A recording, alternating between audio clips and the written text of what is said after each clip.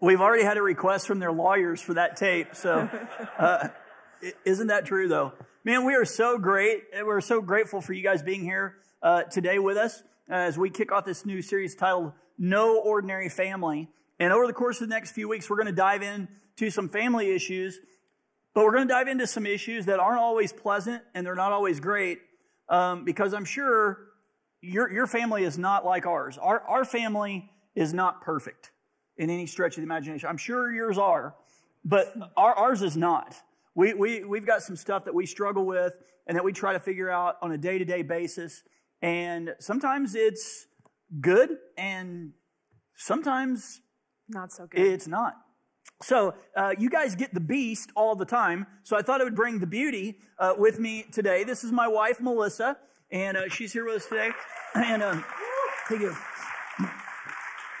She is the brains behind the operation and makes things happen in the Goucher household for sure.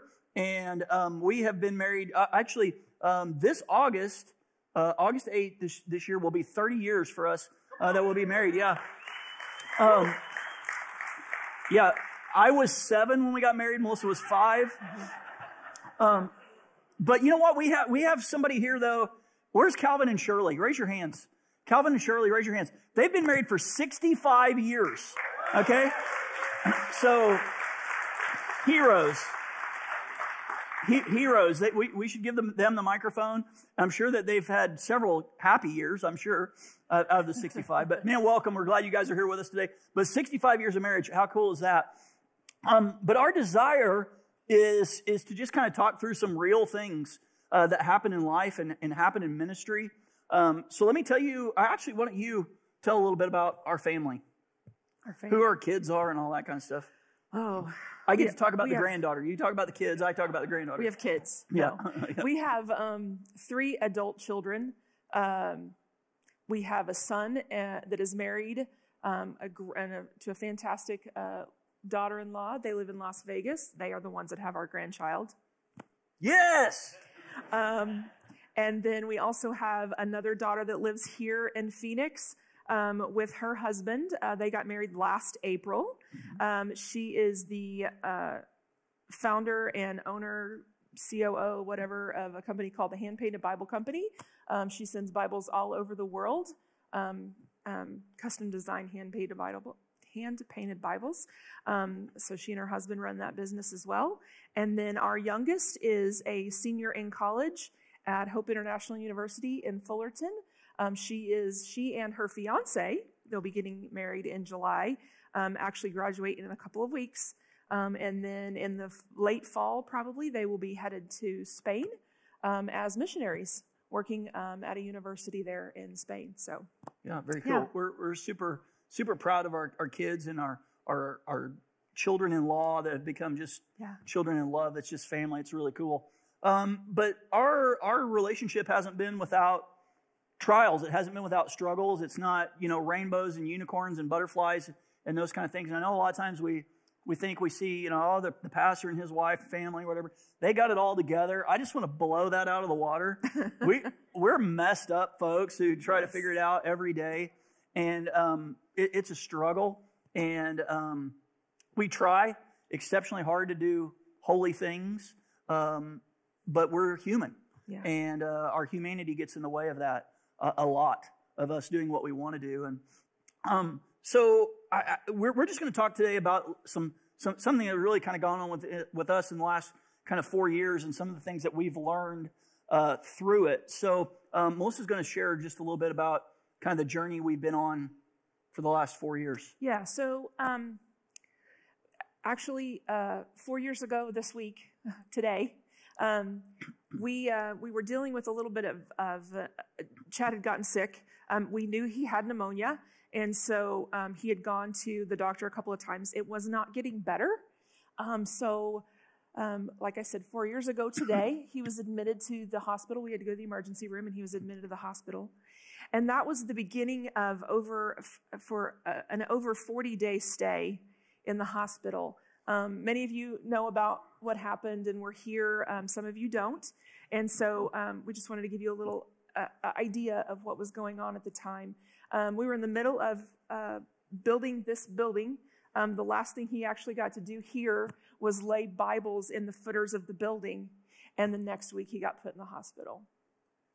During that stay in the hospital, he went through a lot of different procedures and surgeries.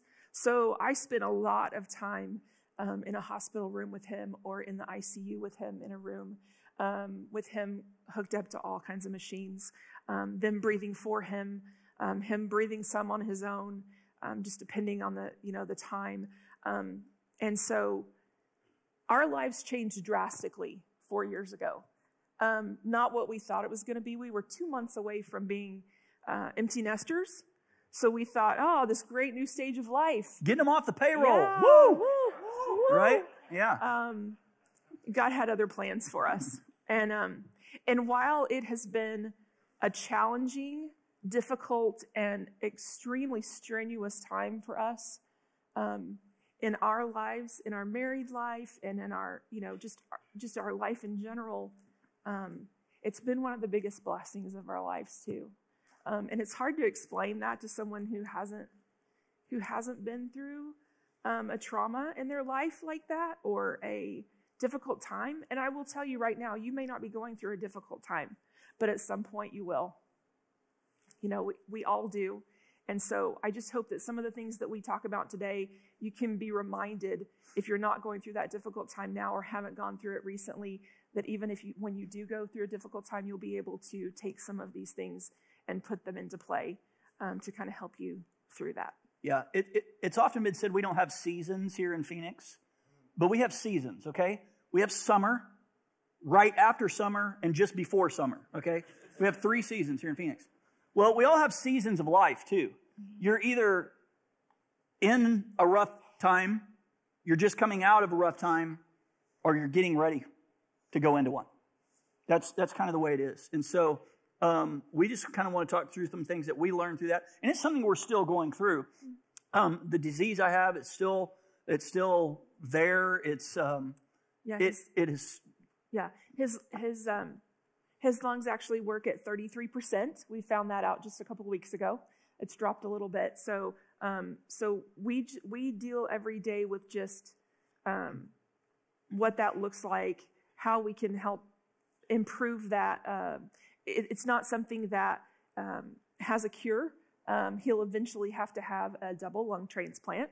That's in our future. We know that. We are just praying and doing everything we can to hold off on that as long as possible. So one of the things that we've kind of gone back to is just this idea of leaning into each other during these times and what it's looked like and how we've done it. And so I want to remind you of what the Apostle Paul says in 1 Corinthians 13. Now, sometimes it gets cliche because at every wedding it's read or whatever, but it's this definition of what love is. And one of the things that Melissa and I have kind of taken this to heart and done is that we've kind of personalized that and the way that we use that passage. And, Paul writes, love is patient, love is kind, it does not envy, it does not boast, it is not proud, it doesn't dishonor others, so on, so on. The passage goes on. Well, what we've kind of adopted in that model for us is not that we're changing Scripture or anything, but we've tried to personalize it to the fact that I look at this deal and it's like, Melissa is patient. Melissa is kind. Melissa does not boast. And I want to be able to fill in my life where it's like, Chad is patient. I'm not, okay? For those of you who know me, but man, I pray and I strive for that. But that's what I want to become.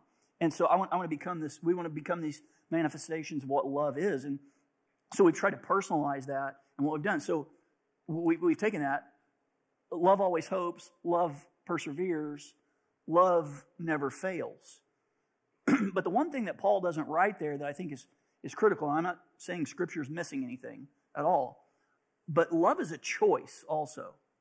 And it's a continual choice. I have to choose every day to love Melissa above everyone else.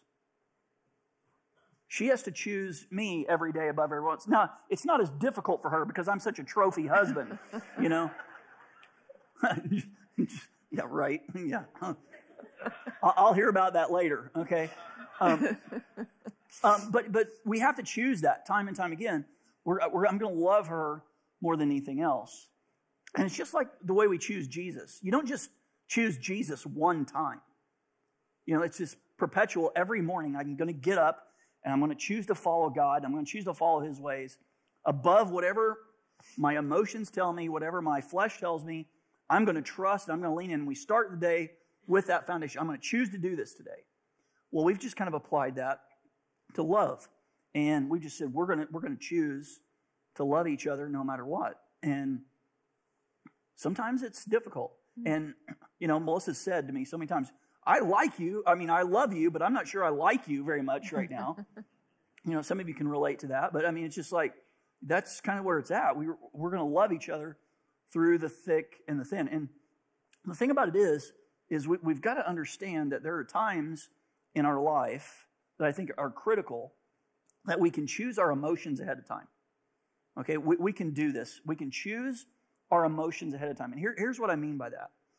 When we go into a situation that's going to be difficult, maybe it's a conversation with a loved one, maybe it's a conversation with a boss, a child, a spouse, a doctor's appointment where you don't know the outcome, whatever it is. When you can go into these things and you say, okay, no matter what happens here, this doesn't shake my faith in who God is. This doesn't change anything. Okay? It may change the way we go about something, or it may change our plans a little bit, but it does not change the sovereignty of who God is and what he has done. And so we're going to choose ahead of time. And we've said that so many times. Mm-hmm. And like when we go to the doctor's office, we'll say it in the car, okay, we're going to be the best people they deal with today. We're going to be the best people that they deal with. And it's not in some fake way. We're just saying we're going to be positive about this. And we're going to be joyful in this. And those people deal with sick, cranky, mean, bitter people all day. That's not going to be us. Okay? And I take a lot of pills every day, but you know what? There's a whole lot of people that take a whole lot more pills than me. And so I'm thankful for that. And we're just going to do that. We're going to choose those emotions as we can ahead of time. Mm-hmm. Have to have a difficult conversation. Yeah. Okay, this could go bad, but no matter what, I'm going to do this. And this is a scriptural a premise here. This is not just something we say. Paul writes about this in 2 Corinthians. In 2 Corinthians 10:5, he says this, we demolish arguments and every pretension that sets itself up against the knowledge of God. If it's going to go against God, I'm going to fight it. And we take captive every thought to make it obedient to Christ. I'm not going to let my emotions or my feelings or my self-pity or my doubt or whatever it is creep in the way of who God is. I'm going to make it obedient to who Christ is. And I want to focus on that. And that helps us with our emotions. Right. Time and time again. So we want to go through a few things that we've learned over the course of these last few years. And hopefully they can be helpful to you. Right. So the first one that I would encourage you is remember what God has done for you. And I think a great example of this is in Daniel 3, where Shadrach, Meshach, and Abednego are facing King Nebuchadnezzar, who is asking them to bow down to him or be thrown in a furnace. And they refuse. And their state, the thing that they say is, it doesn't matter what happens to us. We know that God's brought us through in the past, and so we know that he's going to take care of us for the future. Whether that is that we die in that fire or, that we live and we don't get thrown in the fire, whatever the situation is, we know because of the past, what God has done for us, that he's going to do something. He's going to do something great for us in the future as well. I was reminded of this morning. I was going through some of my social media accounts, and this time of year, like I said, this was the week that Chad got put in the hospital for the first time. And so this time of year always stresses me out a little bit. I kind of get a little anxious because I start seeing some of the pictures from and updates that we had put, which were great at the time. But now every year during this time, I get those same updates on my, look back at your memories, that kind of thing, or pictures of his feet in the hospital, his socks in the hospital, and all of this. And so while it was great at the time, it stresses me out a little bit to go back there to remember what happened. But as I was looking at those this morning, I had this voice in my head, and it was God, and he said, it's because I brought you through that. Remember what I did for you. Remember what I did. I'm still going to be here, and I'm still going to do everything for you in the future. It's going to be for my good. Yeah. And that's a tough thing to do in the midst of things. And it goes back to the idea of us choosing our emotions every day before time as much as we possibly can, but just being in that moment of awareness of who God is, and he has never let us down. And our path hasn't always been what we thought it would be. It wasn't like I said, the retirement life that we had hoped for is not there. What we had thought and we had planned is not there because I physically can't do some of those things anymore. But over this course of these years, God's put something else inside of us that's stirred in us that we are already finding more fulfillment and joy in than we would have ever thought and we wouldn't have found on our own. Yeah. But it's just that trusting in that fact. And so I just want to encourage you this, that you may not feel it at the moment, but God has brought you through to where you are today. He's brought you through. And you may think, I'm scarred and I'm wounded. Yeah, you may be, but he's brought you through, and he will not let you down. He won't change. He won't sway from that. So we want to encourage that. Remember what God's done. Also, want to encourage you just to submit to God's story. And there's something very powerful about letting go of everything that we had desired, that we had, and not that those things were bad. We'd made plans. We're going to do this, and we want to do these things, and but those plans were taken, and maybe not taken, but changed. And there's something freeing about coming to the realization that our lives are not our own. And it's God telling his story through us. And so how is God going to tell that story the best? How is his name going to be lifted higher than we could have ever done it on our own? And so that's what we were like, okay, God, we got that wrong. We want to step aside, and we want you to just tell your story through us.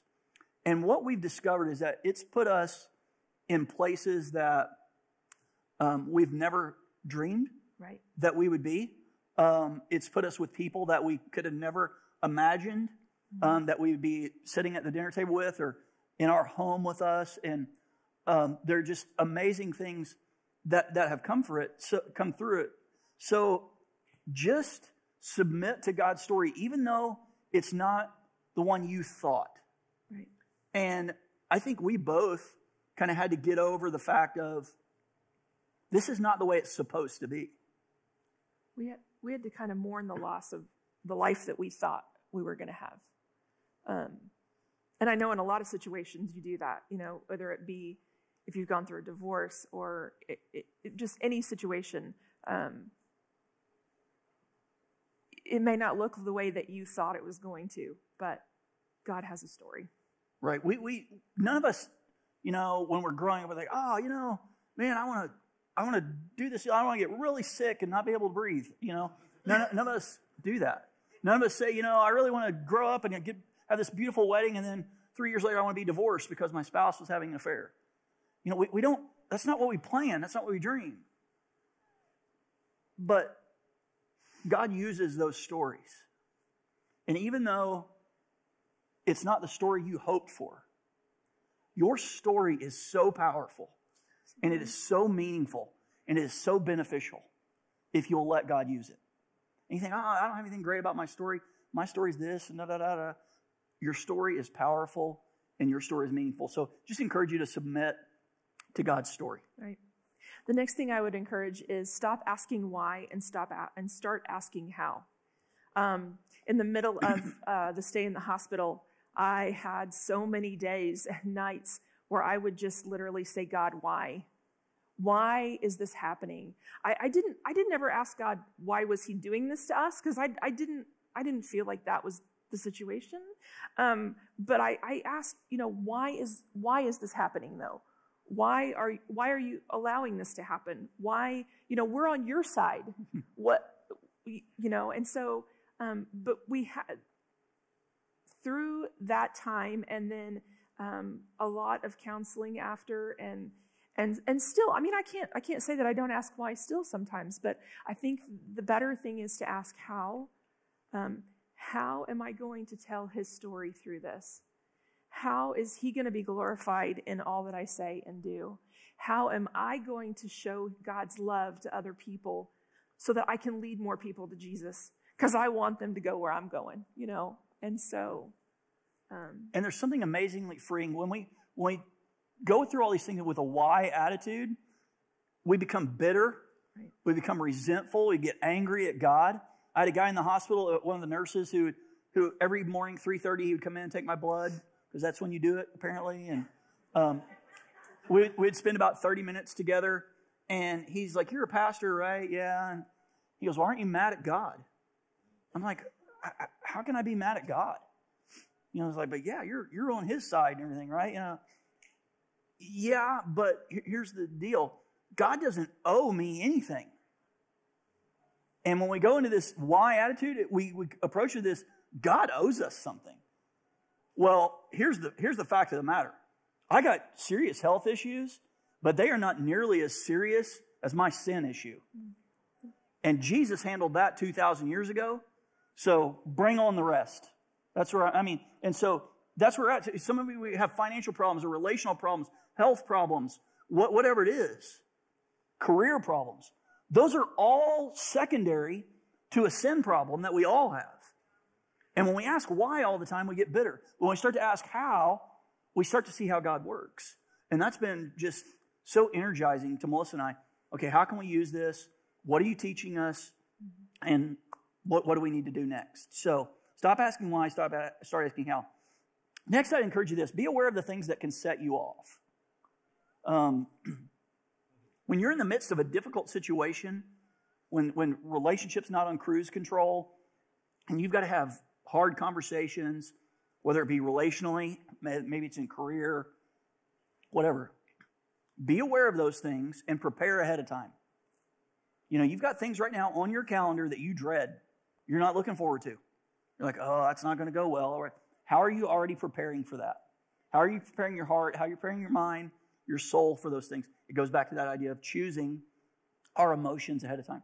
So just live in the moment of what's coming.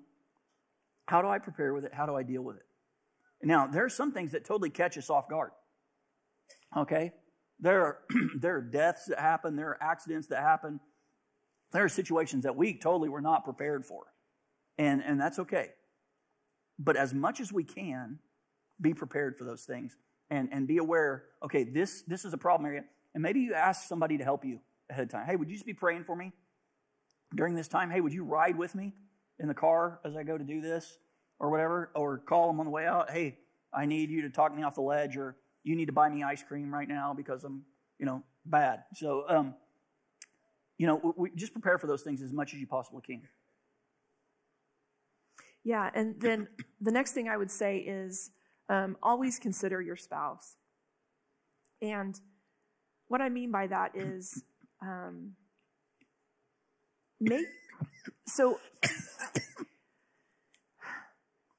you're here in a time and a place with your spouse, but there are different reasons that brought you here. There are different seasons that brought you here. You're in that same space with them, but you were brought together from two different directions, two different trajectories.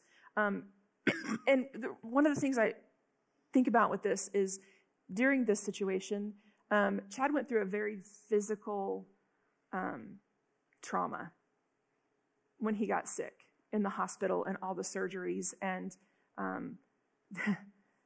he coded one night and they had to bring him back. And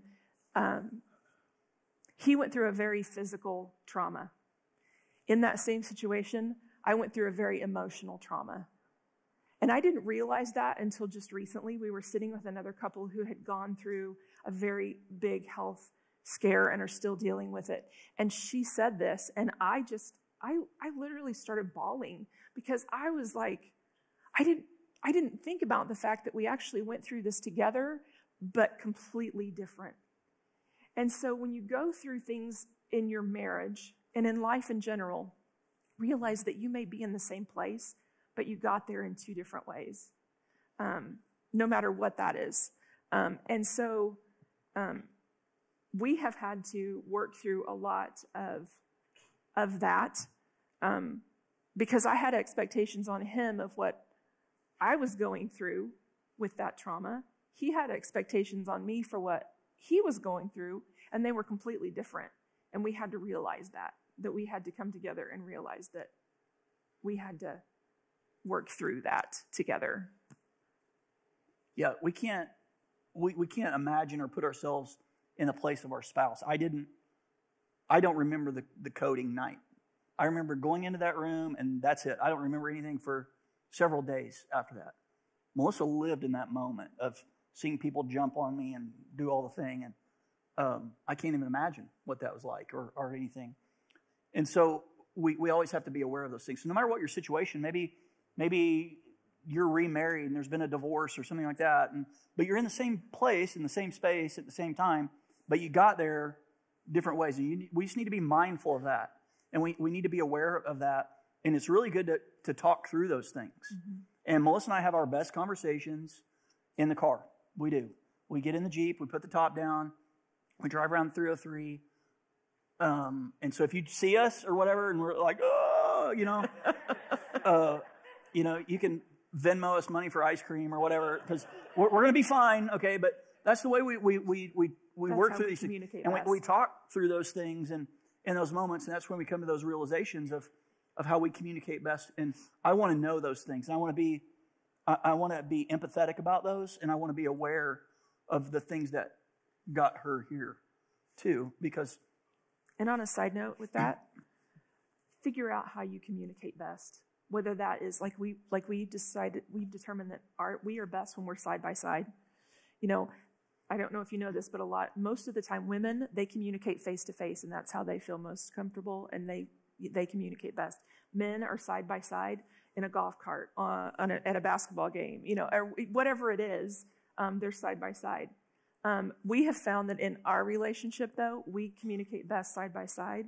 So I would encourage you in your marriage, find out the best way that you guys communicate with each other, whatever that is, and make that a priority in your marriage. 100% agree. And finally, this is what we're going to leave you with. Hopefully this hasn't been a downer. It's been an encouragement. But we want to leave you with a very, very positive thing, and that's this. Always put joy on the calendar. If you guys have heard that from me, if you've been here around any time, you know that is huge in our life. And it's not something that we just say. It's something we do. It's not something that we figuratively do. It's something that we literally do. We literally put things on our calendar that we are looking forward to that will bring us joy. And like I said earlier, you've got some things on your calendar right now that you're not looking forward to at all. You need some things on your calendar that you are definitely looking forward to. Mm-hmm. And it doesn't have to be, a vacation or something extravagant or anything like that. It can just be like, hey, you know what? We're going to go for a drive, or we're going to go get some ice cream, or we're going to go out on the back patio and turn off everything, and we're going to dance around the back patio, or maybe it is a vacation, or whatever it is. But find your joy and put it on the calendar, because those times are coming. Those seasons of tough stretches are coming. And when you can look on your calendar and you see those bright things ahead, like, okay, God, you do got this. There is that light at the end of the tunnel, and it's not a train coming at me, It's good, okay? And so put joy in your calendar. So I want to encourage you. When you came in, you were handed this little card here with 3 little things on it. Maybe put this on your fridge. Put this on your mirror, that you get dressed in front of the morning, and just be mindful of these things and just kind of live in those moments. But I would really, really encourage you to always have at least 3 things on your calendar that you're looking forward to that are going to bring you joy. And no matter how big, no matter how small, but put joy on your calendar and be people of joy. God created us for that. 3 kinds of festivals in the Old Testament. Those that celebrated the past, those that celebrated what was going on right now, and there were even 2 festivals that celebrated what God was going to do. How cool is that? We have a God who celebrates the future. So that means put joy on your calendar, okay? You can do that, and it's okay. So anything else? Yeah. You're cool. Thanks for being here. I like you. I kind of like you, too. Yeah. these relationships are hard. They're difficult. But when we work hard at them, man, they can become beautiful, beautiful things. And I just encourage you to do that. So let me pray with us before our time here is done. God, we just thank you for the way that you show up, the way that you work, the way that you guide us. May we always learn better ways to lift your name high. May it never be about us, but may it be your story that is continually being told through us. And so, God, right now, I know in this room and those that are watching online, there are some hurts. There's some deep, deep things going on in relationships. And I just pray that you would sustain them through this, like you always have. I also pray that they would turn to you in these times, that they would not run from you, but they would run to you, because you will not let us down. You will not let us down. And you lead us to a place of joy and a place of peace that your word tells us passes all understanding, that we can be joyful and content in the midst of very, very difficult situations and circumstances. God, thank you for designing the family. Thank you for giving us a biblical model of what it looks like. May we live it out. May the husband fulfill his responsibilities. May the wife fulfill her responsibilities. And through that, we get this beautiful, shining example of what love can be and who you really, really are. So God, we love you and we praise you and give you honor. In Jesus' name, amen.